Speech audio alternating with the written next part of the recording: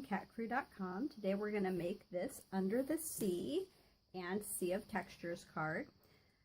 It comes as a bundle in the brand new 2018-2019 catalog, and I love it. I just loved the texture of the netting and all of the fun background, kind of grungy look for stuff, and have just been having a lot of fun playing.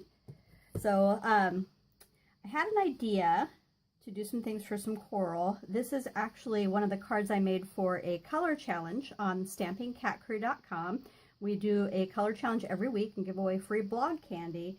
So basically I give you a picture and a range of colors to create something with. And so this one was like pinks, yellows, I think it was creams and whites or something, some such. So, but the original photo's on the blog. And so I knew the palette that I wanted to use, and I'll often just kind of pick some pictures and kind of decide on a stamp set. And since this was new and I've had fun playing with it, I knew I wanted to use it. So I've pre-die cut a lot of the pieces that go with it. So I just wanted to show you kind of my thought process on assembling and what I did. So I'm going to set the original aside and bring in all of my pieces. I've done stamping on the bottom. When I set up the card, when I use this die cut, and I've done this pretty much almost every time I've used it, this is the actual die cut, and then I've always cut it in half. So one I only used half on, this one I knew I wanted to use both pieces on, and I'll kind of show you how my brain worked when I started laying this out on the card. And I was thinking at the time I was going to sponge it, and I ended up not doing that. So what I wanted to do was have some pops of color behind it. So we had this really long piece, and I knew I wanted to bring in some pinks, so I had some Melon Mambo in there. And then we have this metallic ribbon. It comes as a combo pack with another color, but I loved this, and the inspiration photo actually had some water droplets, which gave the flower a shimmer. So I thought it fit perfectly with the inspiration photo. So on the blog, you'll see them side by side, and that helps a lot. So I made this, what is it, knotted rope kind of look. So I knew I wanted to use that. Then I had some different pieces that I did in some different colors. I had some Daffodil Delight Yellow, Melon Mambo. I did some Flirty Flamingo and die cut that. And the only inks that I used actually were the Flirty Flamingo, the Melon Mambo, and the Mango Melody. On the Mango Melody, I did stamp off a couple times to lighten it because I knew I was going to have a sentiment on top. So I wanted to have this really kind of put together, kind of scrunched together look, layered look. And so I started playing, and I was kind of fitting this through something like this. And I knew that these were going to be spread out a bit. And so lots of stuff with stamping. It's just kind of a matter of playing, you know, placement of ribbon, all of that. You can usually get stuff to play nicely and do what you want. So that's what I did. And then I'm going to flip that over, and I'm actually going to take a little bit of the snail adhesive, and I'm just going to run it gently right along the edges.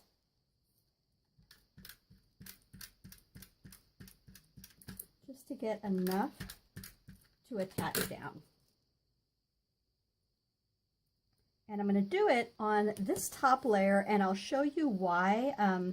And I often do this because it gives you a chance to wrap the ribbon around the back, so you don't want to adhesive that top layer down yet. And it's okay if this goes off the edge a bit, like down here and off to the side, because you're going to have a frame of the Melon Mambo here. So this is a typical A2 size base. It's 8.5 by 5.5, scored and folded in half at 4 1/4. The Melon Mambo layer is 5 1/4 by 4, and so this top very vanilla layer is 5 by 3 3/4. So I'm going to do the same thing on the two outside edges of this piece here, and then I'm leaving the middle open. And we're going to do the same thing. You want it to go off the paper on both sides, just like that, and have a little bit standing up. And the reason that I left a little bit standing up is so that I can just attach a little bit of adhesive to the bottom of this. And then I wanted to kind of pop this up, and I'm going to slide this underneath and up to about here.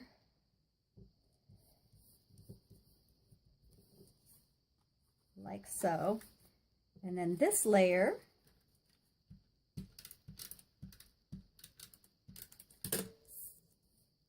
you can see the edge right here, and this little part is going to cover that up like so.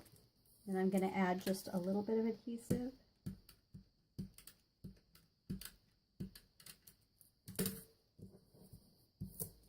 Right on the bottom, and I'm tucking it right behind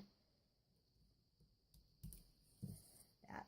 So all your parts are on the top are down. So now I'm going to flip actually the top of the card over. And I'm going to run adhesive around the 4 sides.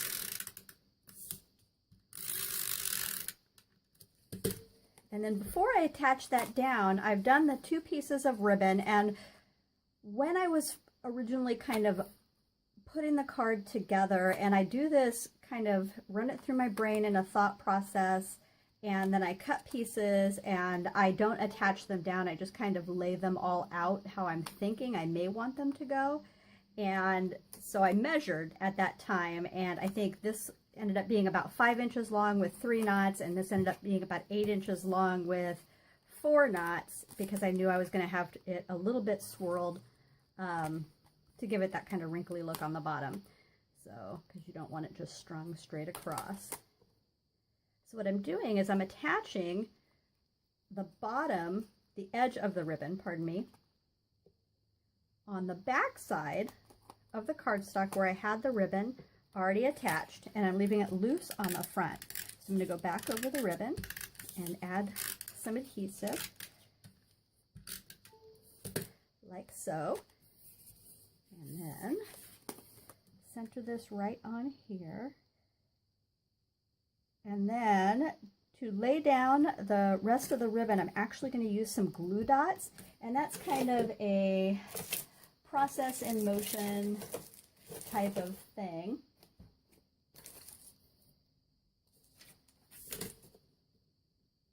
So I'm grabbing a glue dot, and I'm actually going to eyeball where I want each piece of the ribbon to be put down. And each card has been different. I've been doing these kind of for a swap that I have coming up. And so as I've played, I think I've made like 10. Each of these just lays a little different. So you just got to kind of play and see kind of what looks good with what you're doing. And almost there. So that's our top portion. And then what I found works best on the bottom one is starting with this first one, just having it come straight in. I've typically ended up with a knot coming right through here. And so I'm going to put that down and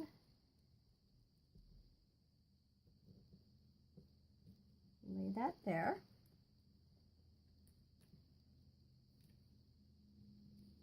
And then it's a matter of playing with how this is going to lay.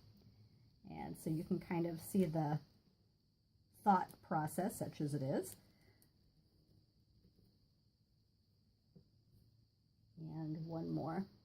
Should attach this down. And I think if we do,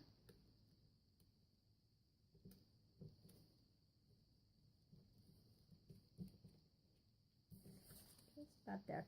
All right, so there's our finished card, except for the little school of fish. And so it comes like this. We do have some adhesive backing, but I didn't want to have all the whole school of fish down. And so I thought the easiest thing to do would be to run them through using our silver foil paper, which I did.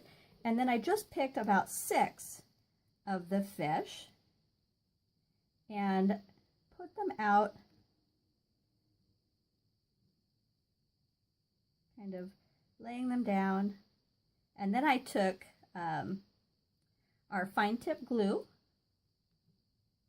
and attached them down on the paper.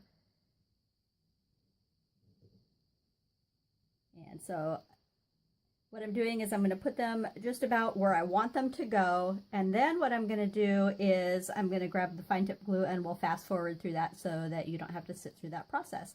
And then I'll show you the finished card.